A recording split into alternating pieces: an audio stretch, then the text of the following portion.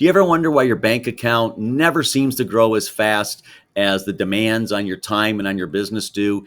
Even when you're selling more, you just seem to be struggling with cash flow and worried about making payroll. Even though sales are up, for some reason, cash flow is down. Well, in this video, I'm going to share with you my top 3 tips for getting your cash flow back under your control. Because when you don't, nothing's worse than wondering if you're going to make payroll Friday. And when we don't get a handle on our cash flow, then 3 bad things happen. First, you start making bad decisions just to survive. Then your relationships start to suffer with your employees, with clients sometimes, and then with your family, and then your health starts to suffer because the stress of those financial things is really tough on a person.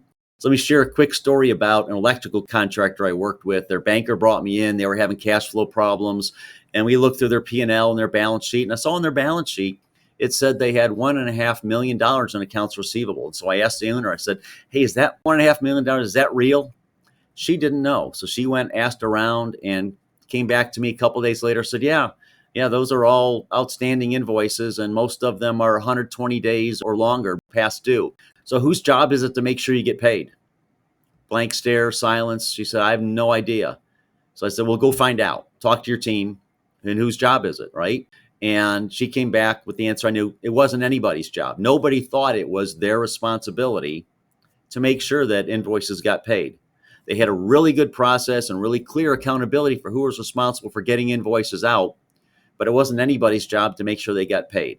So I had her divvy up the accounts between her and her general manager, and they started making phone calls. Within 10 days, they collected $850,000 of cash in the bank. Problem solved. So now, here are my top 3. So number 1 tip for improving cash flow and keeping it under control is to invoice quickly.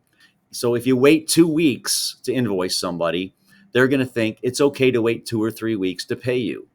If you invoice them immediately, they feel a duty, a sense that I should go ahead and pay you immediately. I worked with a plumbing contractor, and he was notorious for having cash flow problems, even though it's a very profitable business. But he typically took 2 to 3 weeks to invoice people, even for routine plumbing work. It was just his way, how he'd always done it, right? That's how we've always done it here. Well, it was causing problems. So I pushed him really hard to invoice faster, and he just didn't want to do it. So I ended up having to have a big job done by him. And he ended up taking 6 weeks to invoice me for like $1,000. This is 20 years ago when $1,000 was a lot of money. And I just didn't pay it. And after about 2 months, he came into a coaching session and he said, all right, I got to ask, is there a problem with the invoice, or are you trying to make a point by not paying me? I said, I'm trying to make a point by not paying you. And I actually had a check that I'd written out. I put the date on it and I handed it to him. And I said, now that you've asked, now I'll pay you. So lesson learned, he changed it so that the new standard was 80% of invoices had to be out within 48 hours and everything had to be out within a week. There were some invoices that made sense to take a little longer. They were big jobs where he needed to go through and make sure that they were accurate and that they weren't charging more than they really could charge for something that just took them longer and it was their fault. So those were okay. He immediately saw quick payments, and his cash flow problem was for the most part solved just by doing that. Tip number 2 for getting your cash flow under control is be the squeaky wheel. So when people don't pay you on time, be the squeaky wheel. Don't just send another statement, make a phone call.